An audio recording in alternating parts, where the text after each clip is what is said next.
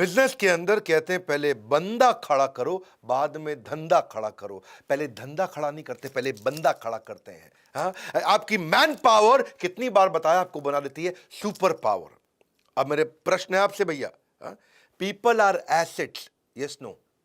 People are assets, answer दो, yes और no? Yes, no, people are not assets, only right people are asset. हाँ, हर आदमी आपका एसेट नहीं होता, गलत आदमी आपकी लायबिलिटी बन जाता है। नमस्कार, विवेक बिंद्रा बोल रहा हूं, फाउंडर एंड सीईओ बड़ा बिजनेस.com। रिचर्ड ब्रांसन के बारे में आज बात करेंगे। डिस्पाइट अगर आपके पास में आज पैसा भी है, स्ट्रैटेजी भी है, प्रोडक्ट भी है, लेकिन अगर मैन पावर ठीक नहीं है तो गेम ओवर। अगर मैन पावर ठीक है तो गेम चेंजर। हाँ, ये वही इंप्लॉइज होते हैं जो कोलैबोरेटिव एडवांटेज से पूरा गेम चेंज कर देते हैं। रिचर्ड ब्रांसन का कहना है यही तो वो लोग हैं जो जादू करते हैं। They are the ones who are making the magic happen.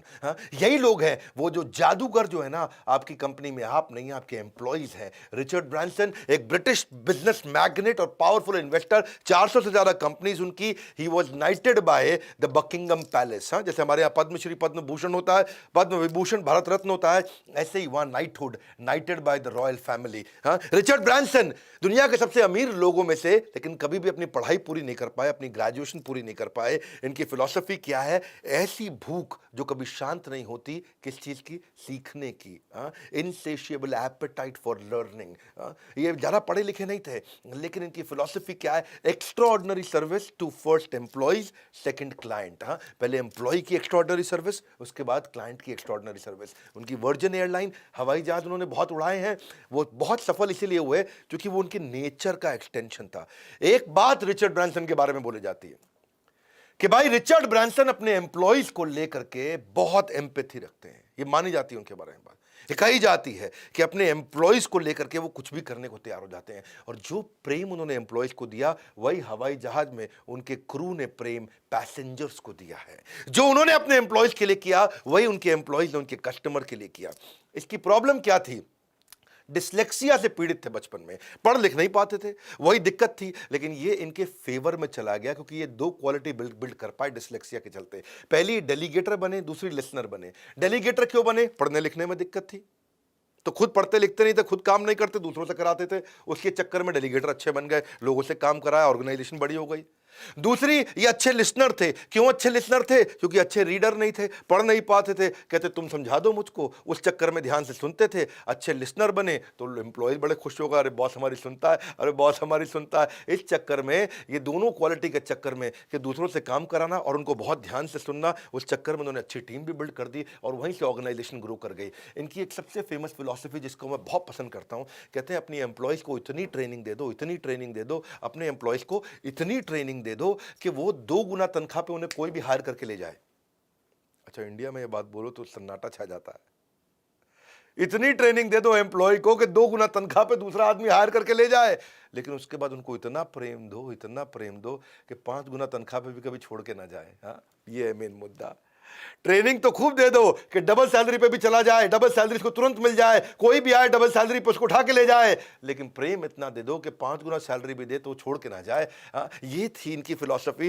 Richard Branson के बारे में माना जाता है कि उनकी जो असली स्ट्रेंथ है ना, वो उनकी पढ़ाई लिखाई नहीं थी, उनकी असली स्ट्रेंथ उनकी टीम थी। ये he puts himself in his employees shoes, कहते हैं ना वो कहावत।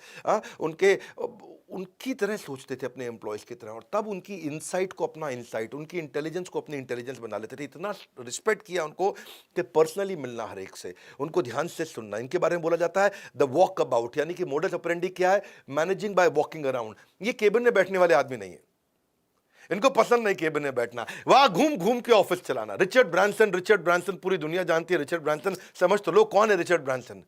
केबिन में बैठने वाले अरबपति नहीं थे ये, इनके कंपनी में घूम घूम के एम्प्लॉय से मिल मिल के, और साथ में डायरी पेन हाथ में रखने के मामले में बड़े फेमस थे। जब भी कोई एम्प्लॉय कोई फीडबैक दे, कोई करेक्शन दे, कोई सजेशन दे, उसको लिख लेते थे, उस पर एक्शन लेते थे। तो अपने एम्प्लॉयज से पहला कस्टमर, इनको एम्प्लॉय को पहला कस्टमर मानते थे, बाजार का कस्टमर को सेकंड कस्टमर मानते थे। इतना उनके साथ में उनको ऑब्जर्व करना, और इससे फायदा क्या हुआ? एम्प्लॉयज को यह लगा कि ये रिचर्ड ब्रांसन हमारी टीम के पार्ट है, ये नहीं कि दूर से केबिन से हमको देख रहे हो, टीम का हिस्सा बन गए हैं। वो फीलिंग ने एम्प्लॉयज को बहुत ओनरशिप का फीलिंग दिया। अगली लर्निंग आपको इनकी बताता हूं, जो इनकी मां ने इनको बचपन में दी। इनका जो लीडरशिप स्टाइल है, वो उनकी माँ के कारण आया। हाँ, तो प्यारी माँ वो क्या कहती थी इनको, जब भी रिचर्ड ब्रांसन किसी के बारे में बुरा बोले, जब भी किसी के बारे में बुरा भला कुछ कहें, तो माँ क्या कहे, शीशे के सामने खड़े होकर कहो और अपने चेहरे को देखो। अब ये शीशे के सामने गुस्से में जाके बोले तो उनके चेहरा नेगेटिव दिखता था, और नेगेटिव चेहरा इनको 10 मिनट अब देखते थे अपने आप को, तो उनको लगता था कि यार जो मेरे चेहरे पे नेगेटिव दिख रहा है वही शीशे में सामने आ रहा है। वहाँ से इनको बात समझ में आई कि मेरा अगर नेगेटिव इमोशन चेहरे पे होगा तो सामने वाले के अंदर नेगेटिविटी निकाल के ले आएगा, और मेरे चेहरे पे पॉजिटिव इमोशन होगा तो सामने वाले की पॉजिटिविटी निकाल के ले आएगा। ये बड़ी लर्निंग इनको बोले जीवन भर मेरे को बहुत काम आई।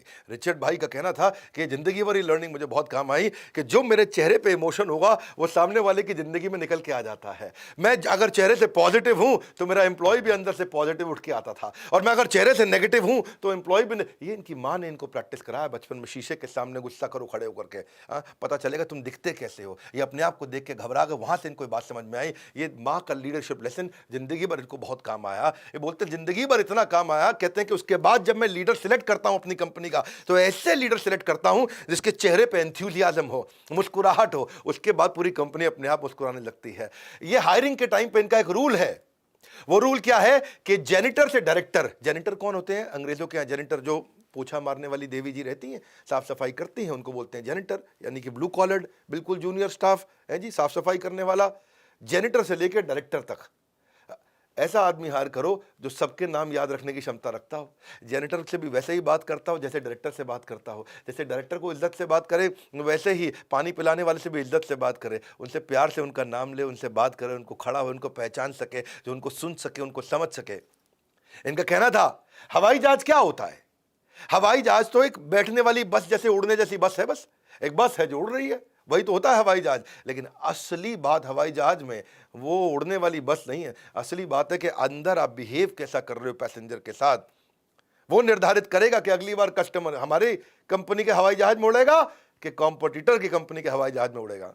ये बात, हाँ, it is the people who make your journey pleasurable और सैड, और वही हैप्पी कस्टमर से, हैप्पी एम्प्लॉय से, क्षमा चाहता हूं, हैप्पी कंपनी बनती है, और डिप्रेस्ड एम्प्लॉय से एक डिप्रेस्ड कंपनी बन जाती है, यानी कि सैड एम्प्लॉय से सैड कंपनी बनती है। और अगर ये कहते हैं कि अगर किसी ऐसे आदमी को ले आओ जिसके चेहरे पे हर समय नेगेटिविटी रहेगी तो वो पूरी कंपनी को नेगेटिव बना बैठेगा। रिचर्ड ब्रांसन अपनी कंपनी के सीईओ को हायर करने से पहले ये चीज बड़ा नोटिस करते थे कि जेनिटर से डायरेक्टर ये सब पे कैसे ध्यान देता है, सबसे कैसे बात करता है। इसीलिए इनकी फिलॉसफी क्या है, सबसे पहले मेरा एम्प्लॉय, उसके बाद नंबर 2 है मेरा कस्टमर, उसके बाद नंबर 3 है मेरा इन्वेस्टर। क्योंकि धंधे में दिक्कत आएगी सबसे पहले तो इन्वेस्टर भाग जाता है, उसके बाद कस्टमर, फिर एम्प्लॉय। तो कहते हैं कस्टमर और एम्प्लॉय को पहले साथ में रखो, और कस्टमर कब रहेगा, जब एम्प्लॉय साथ होगा। बड़ा अच्छा सीक्वेंस उन्होंने बनाया। इनकी एक और फिलॉसफी बड़ी सुंदर कि वर्क प्लेस को ना, वर्क प्लेस को वर्क पैलेस बना दो, वर्क पैलेस बना दो, ऐसा बना दो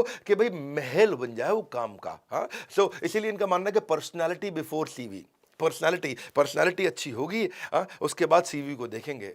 आदमी खुश रहना चाहिए, क्योंकि इनका मानना है कि 80% समय तो आप ऑफिस में बताते हो, घर पे रह करके आपको फन करना, मजा करना अच्छा लगता है, तो फिर वही ऑफिस में क्यों नहीं किया जा सकता। हाँ, अगर वो घर किया जा सकता है घर पे, तो वो ऑफिस में भी किया जाना चाहिए।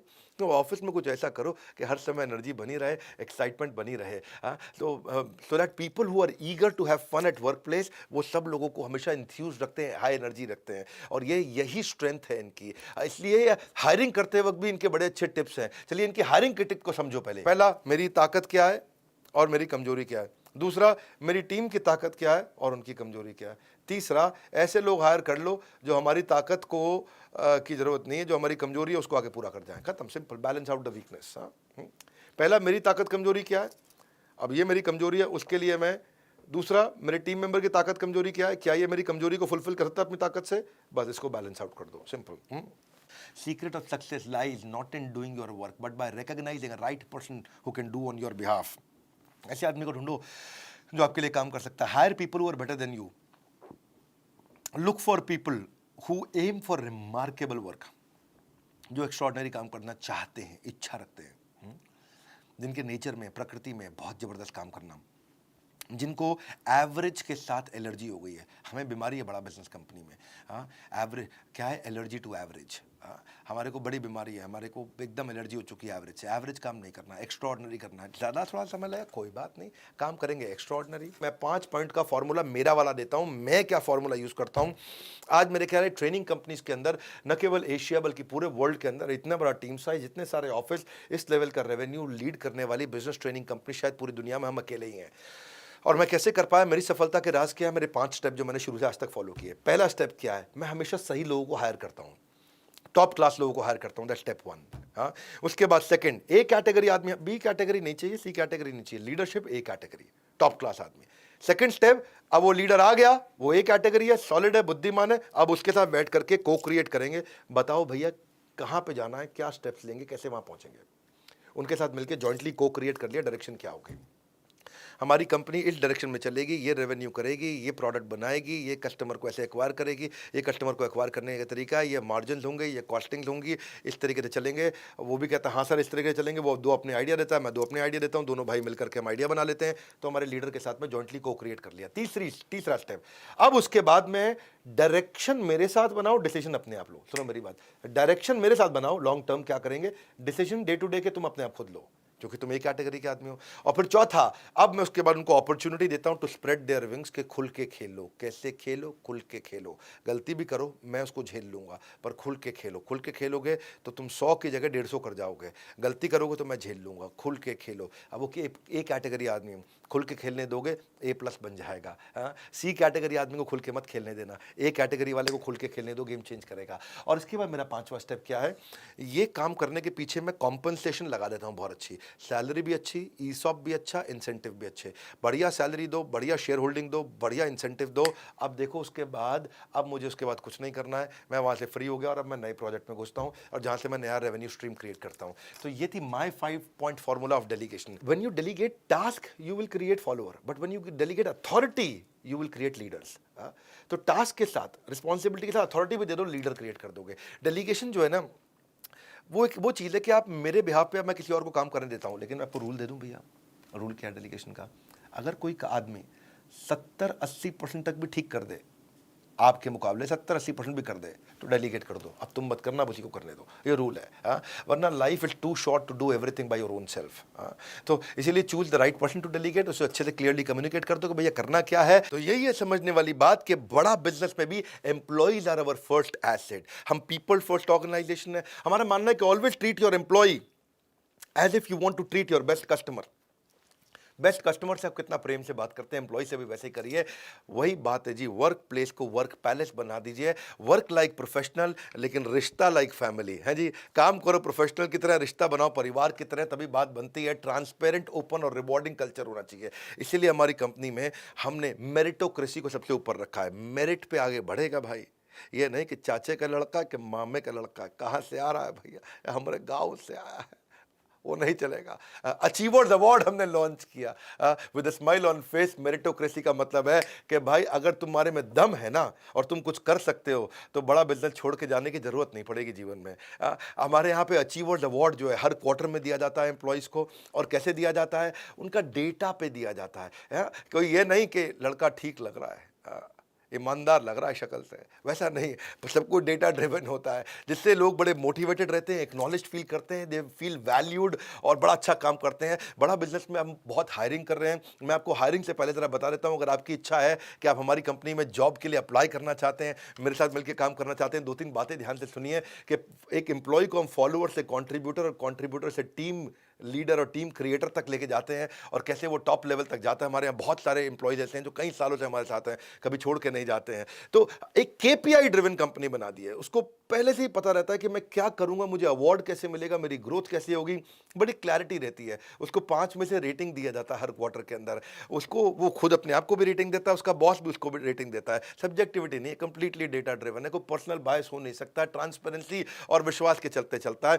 हमने भी बड़ा प्रयास किया कि एम्प्लॉयज़ की हेल्थ पे भी ध्यान दे, वो बड़ा इंपॉर्टेंट है। इसलिए हमने कंपनी के अंदर बड़ा जिम भी क्रिएट किया है, बहुत सुंदर जिम है। कभी आप आएंगे आप हमारे ऑफिस में इंटरव्यू देने, तो आप जाकर के जिम देखिएगा कैसा है। स्पोर्ट्स डे मनाते हैं, फैमिली डे मनाते हैं, एम्प्लॉयज़ की इंश्योरेंस करते हैं, उनको वैक्सीनेट करा के रखते हैं, सारे फेस्टिवल सेलिब्रेट करते हैं। और जब कोविड की वेव आई थी तो लोगों ने तनख्वाहें काटी, लोगों को नौकरी से निकाला, हमने लोगों की तनख्वाहें बढ़ाई, उनको इंसेंटिव दिया, वेरिएबल दिया, एक दिन आज तक तनख्वाह डिले नहीं करी। अगर 30 तारीख का महीना है तो 30 तारीख की दोपहर को तनख्वाह आ जाती है, ये नहीं कि 1 तारीख तक भी वेट कराएंगे। ये हमारी कंपनी में एक रूल है। अगर 28 फरवरी का महीना तो 28 तारीख को तनख्वाह मिल जाएगी। और हाँ, अगर 28 को संडे है और फोर्थ सैटरडे है उसके पहले, तो फिर फ्राइडे को यानी कि 26 को ही तनख्वाह मिल जाएगी। तनख्वाह हमारे यहाँ कभी डिले नहीं होती है, बिल्कुल फिक्स डे और फिक्स सैलरी तुरंत मिलती है। ये हमने शुरू से कल्चर ऐसा बनाया कि जितना बड़ा बिजनेस लें, जिस समय कोविड के टाइम पे अपने हमारे एम्प्लॉयज़ ने और हार्ड वर्क किया, कंपनी को थोड़ा कमा के दिया, ताकि हमने एक हॉस्पिटल भी बनाया था। बड़ा अच्छा लगा उन दिनों, पूरे हमारे एम्प्लॉयज़ ने मिलजुल के काम किया। आप अगर हमारी कंपनी में अप्लाई करना चाहते हैं तो technology, content, sales, leadership, managerial कई सारे रोल हैं। आप अपना रिज्यूमे भेज सकते हैं हमारे ईमेल एड्रेस पे। अगर आप टेक्नोलॉजी से हैं, PHP, product analyst, data scientist, data engineering, engineering manager, application develop करना जानते हैं, आप ऐप डेवलप करना जानते हैं, एंड्रॉइड, आईओएस, डेवऑप्स के हैं, या फिर आप सोशल मीडिया में जाना चाहते हैं, डिजिटल मार्केटिंग में आना चाहते हैं, आप कंटेंट के बारे में समझते हैं, कंटेंट की हमारे पास में 15-20 अलग-अलग प्रकार की पोजीशंस हैं। आप वीडियो बनाना जानते हैं, एडिटर हैं, एनिमेटर हैं, आप कॉपी राइटर हैं, सेल्स के ट्रेनर हैं, सेल्स करना जानते हैं, कॉल सेंटर में ज्वाइन करना चाहते हैं, गेस्ट कोऑर्डिनेशन करना चाहते हैं, careers@badabusiness.com, आइए हमारे यहाँ जाकर के ज्वाइन करिए। और रिचर्ड ब्रांसन की अमेजिंग स्टोरी, लोग, आप अगर एम्प्लॉई हैं तो अपने बॉस को भेज दीजिए, उसको भी दिखाइए वीडियो, हो सकता है वो बड़ा इंस्पायर्ड फील करें। अगर आपके पापा फैक्ट्री चलाते हैं, बिजनेस चलाते हैं, उनको भेजिए। नहीं तो अपने कुछ दोस्तों में, अपने सर्कल में भेजिए, क्योंकि लोग छोड़ के चले जाते हैं, बड़ा परेशानी होती है छोटे बिजनेस के अंदर। ये आइडिया हो सकता है लोगों को काम आए। हमारे साथ जुड़े रहने के लिए, कमेंट बॉक्स में आके चर्चा करने के लिए, नए हैं तो सब्सक्राइब आपने कर दिया होगा, world's number 1 entrepreneurial YouTube channel. हमारे साथ जुड़े रहने के लिए आप सबका हृदय की गहराई से प्रेम पूर्वक बहुत बहुत धन्यवाद।